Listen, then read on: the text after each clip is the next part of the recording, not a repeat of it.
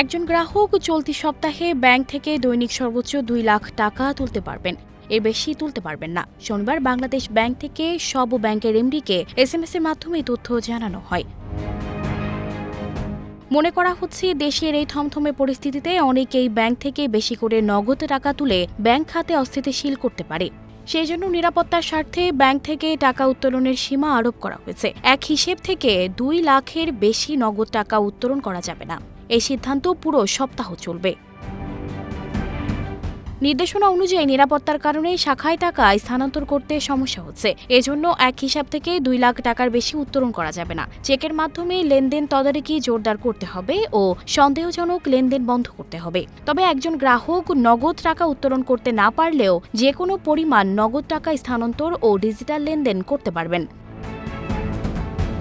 বাংলাদেশ ব্যাংকের এক কর্মকর্তা জানান, দেশে নতুন সরকার এসেছে, তবে আইন শৃঙ্খলা রক্ষাকারী বাহিনীর উপস্থিতি কম। এ সময় কেউ যাতে নগদ টাকা নিয়ে কোনো অস্থিতিশীল পরিবেশ তৈরি করতে না পারে ও নগদ টাকা নিয়ে নিরাপত্তার সমস্যায় না পড়ে, সেজন্যই এই সিদ্ধান্ত। সানজিদা রহমান, প্রবাস খবর।